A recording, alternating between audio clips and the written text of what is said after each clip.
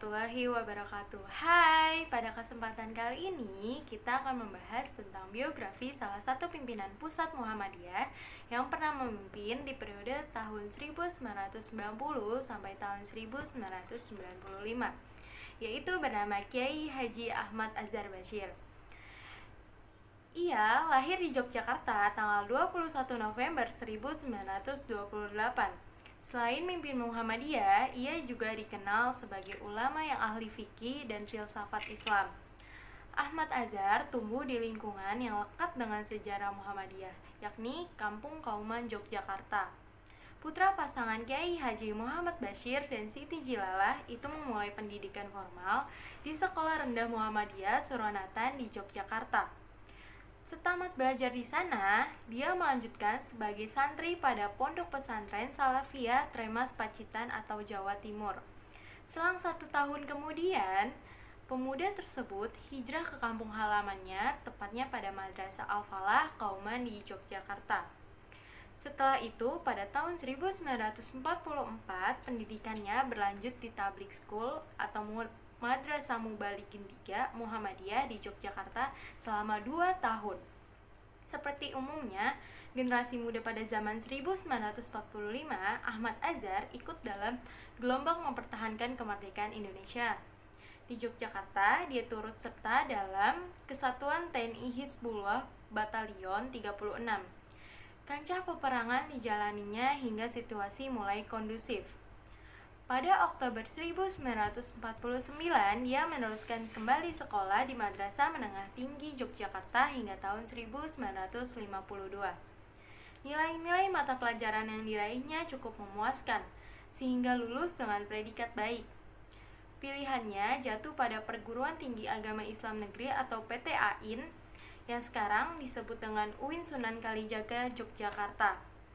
Kesempatan besar datang ketika dia memperoleh beasiswa belajar di Universitas Baghdad atau Irak, tepatnya pada Fakultas Adab jurusan Sastra. Pengembaraan intelektualnya berlanjut hingga ke Fakultas Dar al-Ulum Universitas Kairo atau Mesir. Dia berhasil menyelesaikan studi Islamic Studies dengan meraih gelar master. Tesis yang diajukannya berjudul Nizam al-Miras fi Indonesia Bain al-Urf wa Asy-Syariah Al-Islamiyah atau Sistem Warisan di Indonesia antara hukum adat dan hukum Islam. Kesibukannya dalam belajar seiring dengan konsentrasinya pada dunia pergerakan. Boleh dikatakan bahwa Ahmad Azhar sudah aktif secara kultural di Muhammadiyah masih anak-anak. Keaktifannya meningkat di lingkungan organisasi sejak usianya 17 tahun. Khususnya setelah bergabung dalam berbagai kegiatan di Majelis Tabligh Muhammadiyah. Tugas belajar di Irak membuatnya menyerahkan jabatan tersebut kepada rekannya, Fahruji atau Kiai Haji. Lulus dari Universitas Kairo, Ahmad Azhar bekerja sebagai dosen pada Universitas Gadjah Mada atau UGM dan IAIN, kini UIN Sunan Kalijaga. Dalam pada itu, dia masih aktif di lingkungan organisasi pimpinan pusat Muhammadiyah. Dalam Muktamar Muhammadiyah di Semarang atau Jawa Tengah pada tahun 1990, diputuskanlah bahwa kepemimpinan organisasi tersebut beralih dari Kiai Haji Ahmad Fahrudin kepada Kiai Haji Ahmad Azhar Bashir. Ketika terpilih sebagai Ketua Umum Muhammadiyah, demikian keterangan dari buku Ensiklopedia Islam, sejumlah kalangan sempat khawatir bila dia akan menampilkan sikap yang cenderung kaku, sebagaimana biasanya kaum ahli fikih. Pandangan demikian di satu sisi mungkin ada benarnya.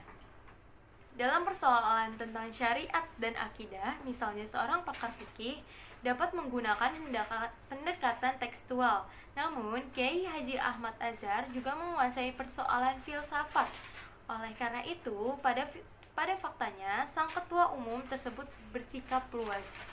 Pemikiran yang rigid disampaikan dengan bahasa filsafat yang meruangkan dialog dan membuka cakrawala pikiran. Nah, cukup sekian pembahasan kita pada kesempatan kali ini. Jika ada salah kata, saya mohon maaf. See you on next video. Bye-bye. Wassalamualaikum warahmatullahi wabarakatuh.